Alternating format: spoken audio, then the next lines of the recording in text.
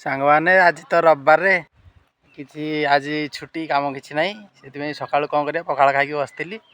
ଭାବିଲି ପିତାଟା ଦେହ ପାଇଁ ଭଲ, ସେଥିପାଇଁ ଚୈତ୍ର ମାସରେ ଲିମ୍ବ ଫୁଲ ଖିଆଯାଏ। ଲିମ୍ବ ଫୁଲ ବି ହେଇଛି। ଆସିଲି ଦେଖିଲି ପାଖାପାଖି କେଉଁଠି ଗୋଟେ ଗଛଟ ଗଛ ଥିବ ଯେଉଁଥିରେ କି ଲିମ୍ବ ଫୁଲ ଟିକେ ତୋଳିକି ଆଣିବା, ସେଥିପାଇଁ ଆସିଥିଲି। ଗୋଟେ ଏଇ ଗଛଟାରେ ବର୍ତ୍ତମାନ ଦେଖ, ଏଇଟା ଲିମ୍ବ ଗଛଟା,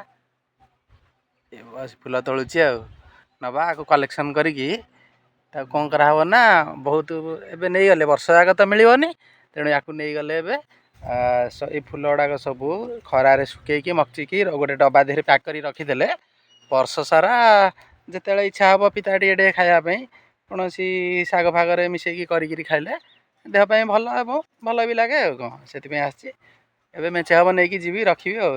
ଯେମିତି ଯିବ ମିନିମମ୍ ପ୍ରାୟ 4-6 ମାସ ଗଲା ଭଳିଆ, ମଝି ମଝି ସପ୍ତାହେ ଥରେ ଅଧେ କଲେ ଯେମିତି 4-6 ମାସ ଯିବ, ସେଇଭଳିଆ କଲେକ୍ସନ୍ କରିକି ଆଜି ରଖାହେବ ଆଉ। ଗଛଟା କେମିତି ଲାଗୁଛି ଦେଇ କହିଲ ସବୁ।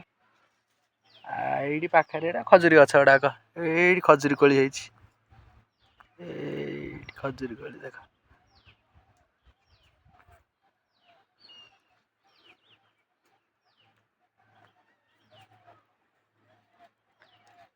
ଏଇଟା ହେଉଛି କ'ଣ, ଏଇଟା ଲିମ୍ବ ଫୁଲ। ଏଇଟାକ ସବୁ ଡାଳ ସହ ଭାଙ୍ଗିକି ନେଲେ ପତ୍ର ଫତ୍ର ଯିବ, ତେଣୁ ବାଛି ବାଛି ଖାଲି ଫୁଲ ପାଖୁଡ଼ା କଲେକ୍ସନ୍ କରିକି ନେବି ଆଜି ଆଉ। ପୁରା ଶୁଖେଇକିରି ଝଡ଼େଇକି ଏଇ ଫୁଲ ଗୁଡ଼ା କେବଳ ରଖିଲେ ଯେମିତି ମାନେ 1/2 କିଲୋ ପାଖାପାଖି ଫୁଲ ବାହାରିବ, ସେଇଭଳିଆ ଆଜି ନେଇକି ଯିବି ଆଉ। ବାଏ, ରହିଲି।